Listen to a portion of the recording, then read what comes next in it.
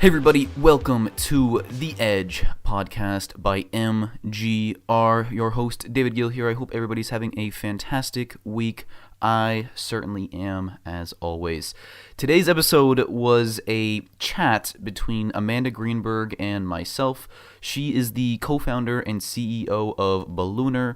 Balloonr is a software platform that enables idea meritocracies within companies. I'll leave it at that is my simple explanation. She'll explain it a little further in the episode. But they're close to wrapping up their current round of fundraising where she's brought on investors like Jason Calacanis, and she's also raised money publicly through the crowdfunding site republic.co. We discussed a lot of things in this episode, including tips for raising money from people like Jason Calacanis, how to handle the pressure from VCs, how to go about starting a software company when you come from a non-technical background, which is something that I'm sure a lot of people out there listening would be interested in knowing. And then we got into some business tactics, like how they've been able to land some Fortune 500 clients and how she thinks about the balance between adding new features to a software product while keeping it simple and easy to use. So lots of cool stuff. If you're a founder, entrepreneur, anyone out there, you can definitely get a lot of value out of it. She's a founder with a lot of promise, and I had a great time talking to her, so I hope you guys enjoy. All right, let's get into it. You ain't got no money, I ain't got no time. All these faces looking funny when I'm driving by. Hi everybody, I'm sitting down here with Amanda Greenberg from Balloonr today. She is the co-founder and CEO. How are you doing today, Amanda? I'm doing well. Thanks so much for having me, David. Really appreciate it. No problem. So you said you were at Launch Scale last week. How was that? I was. Yeah, it was awesome. Like every launch event, great speakers, great content, great conversations. Yeah, it was great. You build a lot of connections, building up that network over there. I did. Yeah, I did. And of course, the founder dinners and speaker dinners and all of those kinds of things. Just more intimate opportunity to talk and connect with people, which is always so great. Yeah, definitely. So before we get into it, can you just give a brief explanation of what Balloonr is for everyone out there? That's spelled Balloonr, no E there. Can you give an explanation of what that is, and then just kind of a little bit about you and what led you to found the company? Yeah, absolutely. So before founding Balloonr, I was a researcher in DC. And it was really in that role that I discovered that our business tools and processes, so meetings, email, Slack, focus groups, surveys, et cetera, all these things that we do that are, we use and do that are core to how companies and businesses operate, don't address the way our brains actually work in a group setting. So they don't account for things like louder, more senior voices dominating conversations, or having a disproportionate say in decisions, or products and processes. And of course, people hold back their best ideas and their most valuable, authentic feedback because of a fear of failure or judgment. And we've all experienced this. We've all seen this in groups. We've all seen this in companies and organizations, et cetera. And so I became really passionate about it. Knew that it was costing not only the firm I was with previously, but also just companies as a whole, all over the world, billions of dollars in really bad decision making, stalled innovation, and decreased productivity, tons of wasted time. Yeah. And so dove in and founded Balloonr. And Balloonr is an anonymous collaborative platform that accelerates time to wisdom and creates a meritocracy for teams and companies of all sizes. Yeah, when I first read about your product, I was like, I can't believe this doesn't really exist yet. It made perfect sense. So you're right now going through, you're raising money for Balloonr. So I wanted to start off with some fundraising questions. I'm sure there's a lot of people out there that are listening that are potential founders or are founders and are looking to raise money. So my first thing is you actually got featured on This Week in Startups, the podcast, and you got an investment from Jason Calacanis himself, which for those listening, if you're not aware who that is, he's wrote the book Angel, which is a bestseller, I believe, and then he also was an early investor in Uber and Evernote, I think, and a few other companies. But anyways, he's one of the more famous angels, and I'm sure he gets pitched a million times a week. So my question was really, how did you get a prominent angel like that, everyone's always looking for these big time angels to invest in them. How did you do it? What convinced him? Yeah, I mean, it's such an incredible experience and moment when, the greatest angel in the world becomes an investor in your company. Mm-hmm. It really is just such a game changer in so many different ways. And we're so thrilled to have him on board. Just his brilliance, transparency, grit, all these things that everyone knows about him, of course. Candor for sure on his Yes. podcast. Yes. And it's so refreshing. It's so refreshing. I think all entrepreneurs can really understand that, when we're pitching to investors and, selling our product and all these different things like that.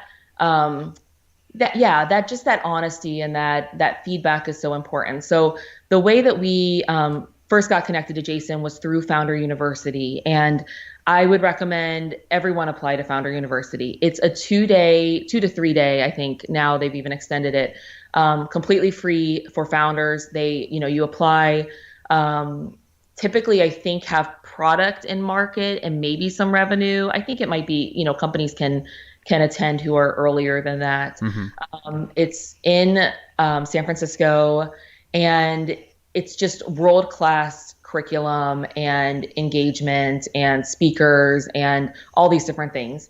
And part of Founder University, and it's of course run by Jason and the launch team, and part of Founder University is the first part of both of those days is pitches. So startups pitching Jason, and then typically another investor who's either an angel or a VC or, just in Jason's network. And you do 2-minute pitch, and then you get feedback. And we pitched second the first morning, and there was just immediate reception and connection. So really understood what we were building, really connected to our product and connected to, me as a founder. Really saw that I was principled, in his words, and driven, and wasn't going to stop until, we pushed our vision out into the world.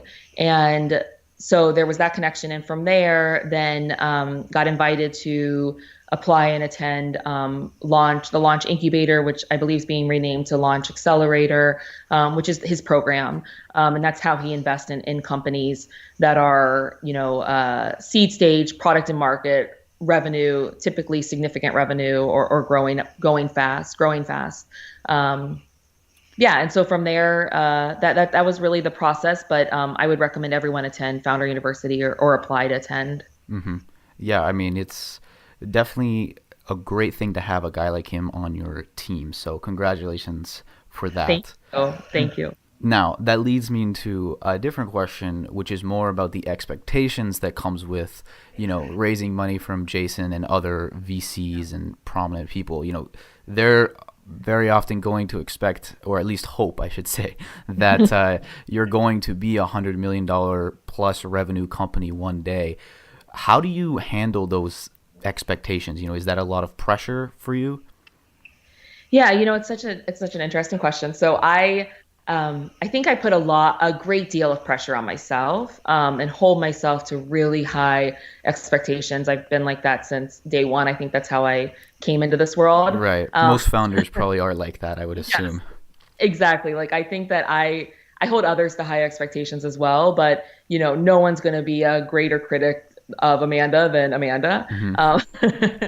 So I think that when you're taking investment and money from others, then you need to be able to and willing to step up to the plate and make the necessary sacrifices to grow the company and to scale the company. And it's a lot of pressure. And I think that all entrepreneurs feel it. Anyone starting a company, anyone building something. But I do think that when you're really operating in your zone and you love what you're doing and you believe it in your core and in your gut, and you want the world to exist with your product and your vision in it, and you can't see the world any other way than that being the outcome, then I think a lot of those pressures become somewhat secondary. You care more about, quality of product, about happy, delighted customers, a great, thriving culture and team, and attracting talent to continue to grow your company. So I think, that's how I best manage pressure is I work through it. I just work and execute and focus on the outcomes and the vision. And, I think big picture, you get one life. And if you can really look at yourself kind of from that 30,000-foot view and say, what do the world before you and the world after you, and what do you want to leave? And if you can really take yourself out of that for a little bit, I think it helps to give you that push and that drive to push through. But I also think that this is where having a great team is so important. My co-founder and I are so complementary in all ways. And one of the ways is that he is a much more patient person than me.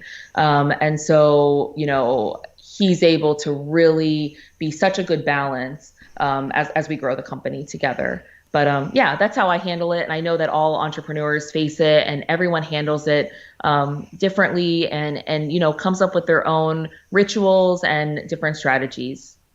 Definitely. And I'm going to ask you about your co-founder in a second, but I also wanted to ask you, so for those who don't know, are you still raising money on Republic? I am. Yep, we are. So you decided to raise money on republic.co is the website, which is a crowdfunding for startups.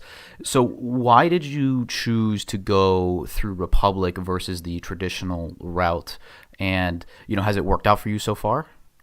Yeah, it definitely has. I mean, so we're still raising from VCs. We will still raise from VCs in the future. Like, very much the vision is a VC-backed company.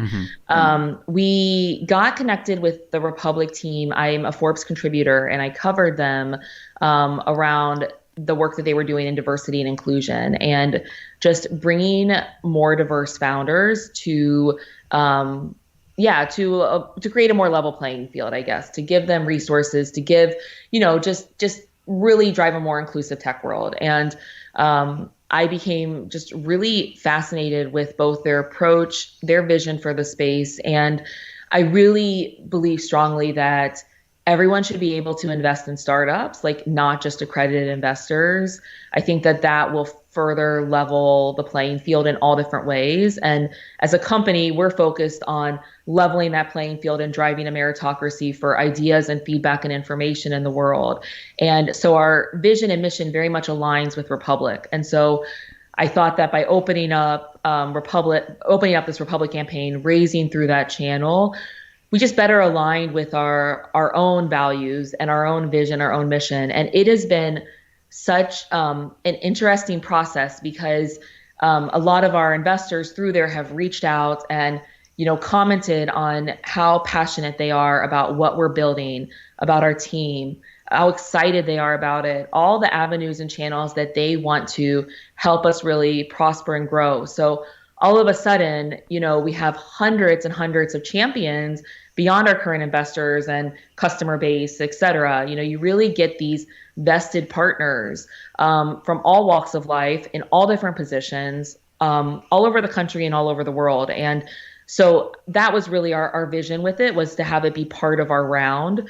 And it's been really, really great. There was also an opportunity alongside Republic and alongside raising to pitch at launch in Australia. And, I think that was one of those other avenues and opportunities to get in front of Jason. So he had already offered that investment before that opportunity, but I think that it helped to just solidify it. So I really encourage, entrepreneurs who are, growing their companies to really think about that avenue for multitude of reasons, not just capital, Right. just the opportunity to get all of these champions and really live into your values as a company. Yeah, to me, honestly, I mean, it's almost free marketing in a way, because you're getting these people who are giving you money, and then they're also going to probably promote you or try to connect you with people they know. I think we'll see many more companies going that route in the future. Do you think so? Oh, 100%. And exactly that, free marketing. People can invest. I mean, it's even lower than this. We set our minimum at $100, but people can invest in our company for $100 and, they're saying we have app openings here. We have, we can help with these different pieces and these different things. And, people can also invest in things that they're really personally passionate about, which I also think so exciting. The diversity of products and offerings on both, Republic, but also other, crowdfunding equity platforms. It's just so there's such just wide breadth and depth of options, which is so great. And I completely agree. It will be trending upward. I agree. So one last question on raising money. Is there anything you wish you knew before you started raising money that you know now that would be helpful? Oh my goodness, like a million things. I sometimes look back at early investor meetings and I want to just die under the table about what I didn't know about the process, like how to navigate and operate. It is so fascinating. And I'm still learning, bucket loads a day. It's just insane what you learn about yourself, what you learn about investors, what you learn about the ecosystem, all these different things. I think one of the pieces that there are a few tips, I guess. One is, the importance of a warm intro, which I know that is obvious and very well written about, but I think that it can't be understated. Like the importance of making sure it's the right entry point. You only get one first impression. So there's been investors who I might have connected with, a couple years ago through a colder channel, who now, I would have very warm intros to. And, you just think about, okay, that was their first impression. This would have been a better first impression. Right. So just the importance of a warm intro. And then the other thing I would say, and I think that this is something that people who have raised before, we all talk about this and comment on this, that it's really hard to convince someone who doesn't get it right away. So, because you're convincing them to give you money, which is, I think, the ultimate thing to convince someone to do. Yeah. So, you're not convincing them to become a fan or like you or anything. You're convincing them to do an exchange of resources. So I think that if people don't get it right away, they don't connect to you, and maybe they ask questions that kind of just annoy you. It's like, wait, why don't you understand this part of it? Or, why, that doesn't seem right, or those kinds of things. They're likely not a right fit. They're just not the right fit for you as an investor. I used to really try to convince people who didn't really get it. And when we started to get investors that really connected to us and our vision, I really started to understand how different that feel is and how different that connection is and how frictionless it is to get them to invest. So really just keeping your antennas up for that and knowing that, it's a process and you really talk to a lot of people, especially before you get that first yes. And having the patience to really trudge through that and make sure you're getting the right investors is really important. Yeah, I think that's not talked about enough, choosing the right investors. Obviously, you want to raise money where you can, but having the right investors definitely matters as well. Absolutely. I mean, it is a marriage and it's a partnership. And I heard someone say one time that it's like a marriage that you can't get divorced from. And I was like, it's really true, right? It's such a process, and it has incredible highs and incredible lows, and you want to make sure that you have the right partners alongside you throughout the process to really see you through to the end. And so speaking of partners, let's get back to your co-founder. Yes. So you, like you said, you came from DC, not the most traditional founder when you think of a tech founder. And so you decided to bring on a co-founder, a CTO. That's something that I think a lot of non-technical founders are faced with that can be, difficult to find a good co-founder. So how did you go about finding your CTO, and what did you see in him that convinced you was the right fit? Yeah, so we are a little bit non-traditional in a sense. So we're married co-founders. Oh, okay. I actually didn't know that. So Noah and I have known each other since we were 5 and 6 years old. So we grew up in the same town. Our dads were professors at the same university. We played on the same t-ball team, et cetera. So, so married co-founders is actually not that unique. So Eventbrite, Cisco, VMware, et cetera. There's tons of examples of really successful married co-founders. So Noah and I are, and I first should say that I think that being married co-founders is a huge advantage. I hear all the time about, friends who are founders who have huge falling outs with their co-founders. Oftentimes, like they've been friends for years or have known each other, or maybe they had a class together or something, but huge dramatic fallout because it's such an intense process. So the need to really know and understand everything about each other, I think is so important. And to have similar value sets, similar work ethics, but also be complementary in so many different ways. So Noah is a Carnegie Mellon alum, has built and designed products for, IBM, Bloomberg, Dalai Lama, et cetera. I came from more of like a business, research, management background, but both of us equally like have the same vision for work ethic and what we wanted to do and those kinds of things. So for us, of course, it was very easy to find the right. Yeah, I didn't know that you guys were married, but I mean, Yeah. obviously that can be. So did you find anyone like not wanting to invest? Because I've heard I don't think as much anymore, but I've heard in the past that people are hesitant to invest in married founders. Yeah, I think it was definitely like more of an issue when we first started the company, like before we had, customers and revenue and, Yeah. also before we had grown a team, so we're at 6 people now. So we have team members who work alongside us and see our dynamic and, just people who have invested in us. For some VCs, I think it's like in their, don't touch zone. Mm-hmm. But even for those, they're having more frank conversations with us of, we never invested in married founders before. Can you talk about that? And they're more open to it than they used to be because, I mean, Eventbrite, Sequoia backed, there's lots of, just really strong married founding teams. And I always think it's so hypocritical when, VCs like have a problem with married founders, but they don't like bat an eye when someone, took one class together at MIT 5 years ago and they're all of a sudden about to like do the toughest, most intimate process ever in the world of founding a company. So, I just tend, again, that goes back to like having those antennas up. And if it's like they're not interested, then moving on. Yeah, and ultimately, like you said, results are what matter. And if you show them that it's working, I don't think anyone's going to care that you're married or not. Exactly. And we each have such different skill sets too. So it's not like we're co-CEOs, like I make the decisions. The final decision is always on me. And they really appreciate that too. VCs really want to know that there's one decision maker in a company who gets final word. And I think that helps too, just with any concerns. Yeah, for sure. So speaking of results, you guys have actually, despite being a startup, you've managed to land some pretty significant clients: BMW, Disney, Capital One, a few others. Yeah. How did you land those deals as a small company, and what's your kind of process for trying to get big clients like that?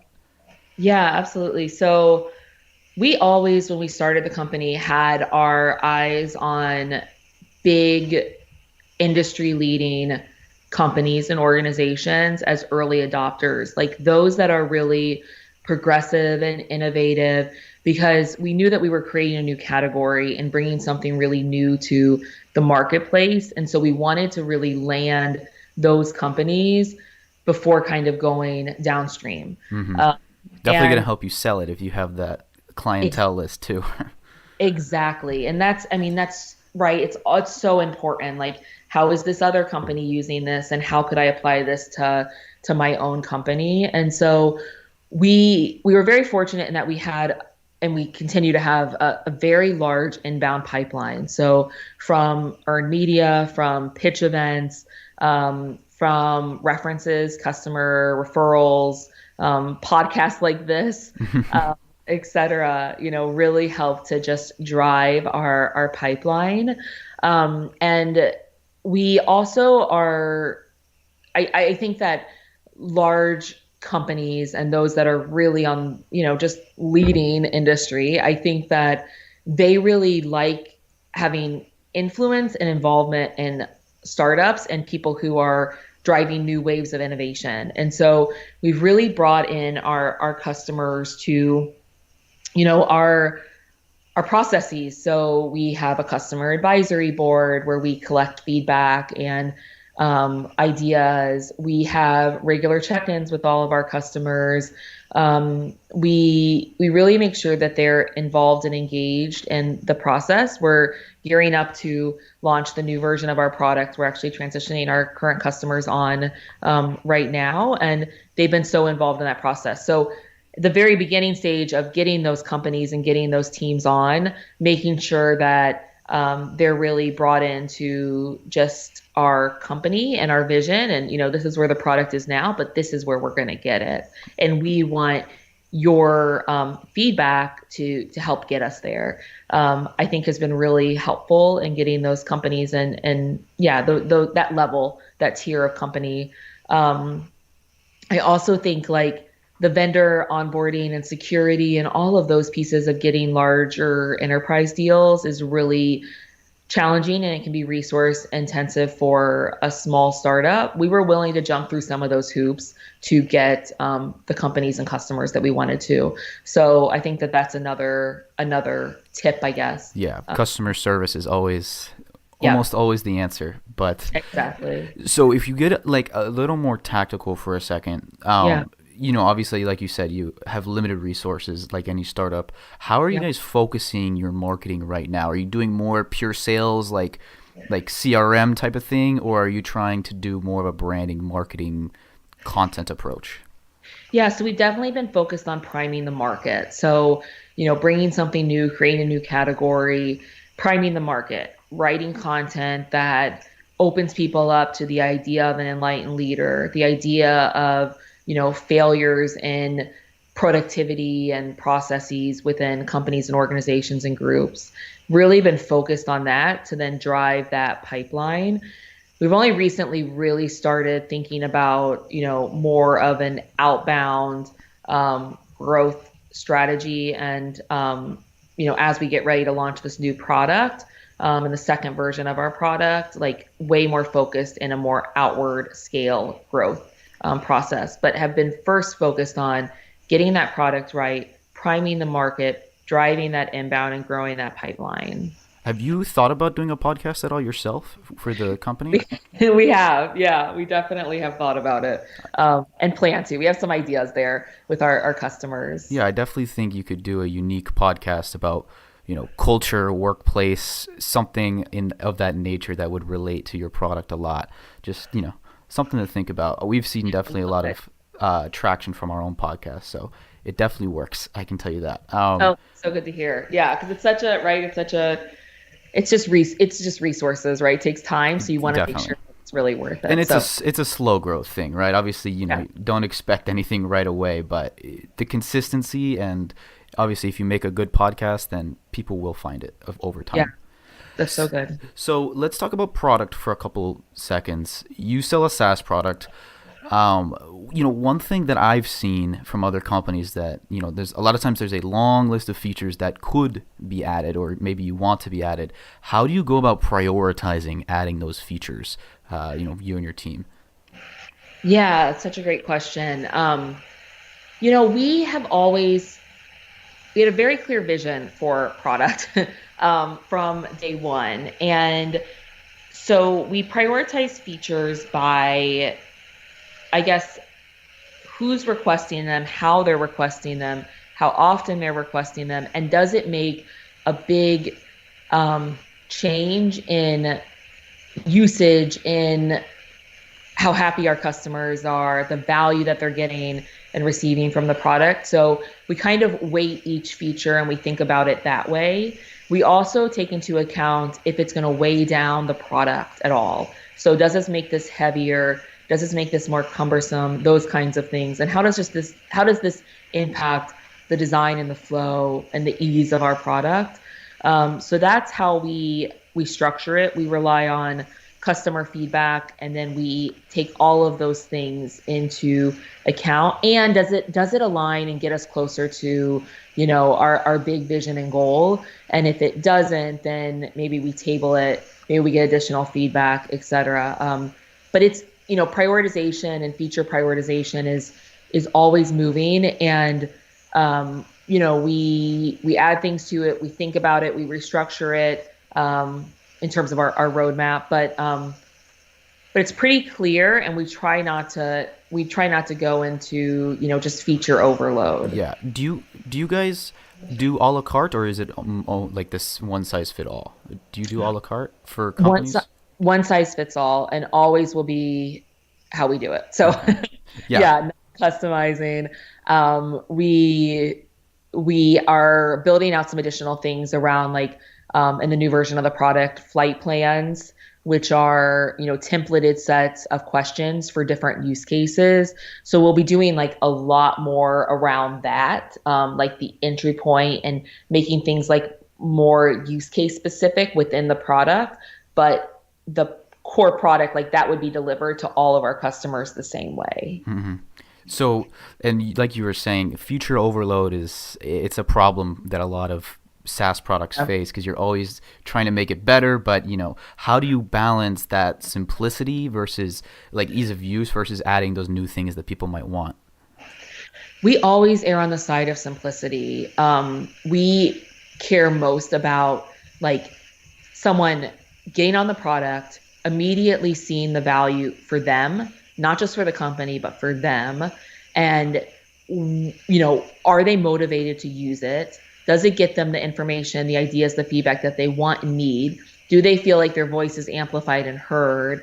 And does it just create a better group dynamic and save time? And so anything that kind of adds to that doesn't move the needle in a significant way across those different metrics, then we tend to err on the side of not adding. What we're focused on, I think, is really those flight plans that I mentioned, but also like, opening up an API, like working on integrations into other products and systems to just ease like when people are, how people approach, what they get on the tail end, those kinds of things is where I think we're most focused, but not layering on a lot of additional pieces within product. And then also like thinking about, there's some AI features that we're working on as well that do different things with the data. So that I think, again, is geared toward simplifying and helping to communicate out different things from that data to our customers. That's how we think about it. So always going toward the direction of simplicity and not new features. I think that's the right approach. There's nothing, worse than having the product or software that you really like, and then all of a sudden they start changing it, and you're like, I don't even recognize this anymore. And I think simplicity is always going to be the right answer. Yeah. One final question: what is your favorite book that you've read in the last year? Oh my goodness. Let's see. So I feel like I don't read enough books. Well, I can imagine you're busy, but I read a lot of. It doesn't have to be in the last year, I guess. It could be the last few years. Okay. Well, one of my favorite books of all time. I'll give you one for this year, and then one of my favorite books of all time, which I recommend everyone read, is Drive by Daniel Pink, about motivation, what motivates people, how people get motivated, all these different things. It really opened my eyes to a lot of different elements of human behavior and has changed and impacted how I grow and lead the company. So I would recommend everyone read that. Okay. I read in the last year something that has stood out. I read Bad Blood, which is the Theranos book. Oh, okay. Yeah, I have not read that. It's shocking, and I would recommend. It's a page turner. I actually read it on the flight to Australia. So that's one I would recommend. But I read a lot, but more distributed, I think, than like I really dive into one book. I will read chapters and parts of different books. Oh, also, of course, I should mention like Principles by Ray Dalio, like hugely impactful. Focus on idea meritocracy and structure and all these different things. Also recommend. I actually read that one recently myself. Oh, cool. Very, very good book. So you said you read a lot of research. Is there a blog that you read that you really like? Ooh, I read a lot on HBR, like Harvard Business Review, like new research that comes out there, especially around both venture world and, just organizational health. organizational culture. I really read a lot there. And then, I would say that's like probably one of my main Can't go champions. wrong with Harvard Business Review, that's for Yeah. sure. Yeah. All right. Well, thank you so much for your time today, Amanda. If people want to find you online, where should they go? And obviously, if they want to learn more about Balloonr, where should they go for that? Yeah, so check out balloonr.com, which is balloonr.com. And I'm on Twitter at AK Greenberg. And people can feel free to reach out to us at hello@balloonr.com as well. And I love connecting with people. So, welcome any and all outreach. And I'll do the pitch for her. If you want to invest, go to republic.co and give it a look. Thank you, David. Yeah, no problem. And for everyone listening, all links mentioned will be in the podcast description in the show notes, so everything can be found there. Thank you so much for your time, Amanda. Thank you so much. Really enjoyed it. Have a great rest of your day. You too. Hey guys, David here. Before you go, if you listen this far and you enjoyed the episode, please, it would mean a lot to us if you could leave a rating on whichever podcast platform you listen, iTunes, Google Play, doesn't matter. If you could leave a rating, it really, really means a lot. And if you could share it with just one person who you think would also enjoy, that would be amazing. I would really appreciate it. And also, I wanted to take a second to tell you about what we do at MGR. So we're a full-service marketing agency, and by full service, I really mean it. From managing your ad creative to diving deep on your business strategy or even building out entire web platforms, we do whatever it takes to help your company grow. That's what we focus on, growth. So if you want to take your business to the next level, that's what we do. You can email me personally at david@mgragency.com. Some of you send one-liners, some of you send full trilogies. I am email length agnostic. I will read it all. It doesn't matter. We will read it all, and we'll get back to you very shortly. david@mgragency.com if you just want to get in touch and see how we can help your company grow. Anyways, guys, thank you so much for listening. I will see you next time.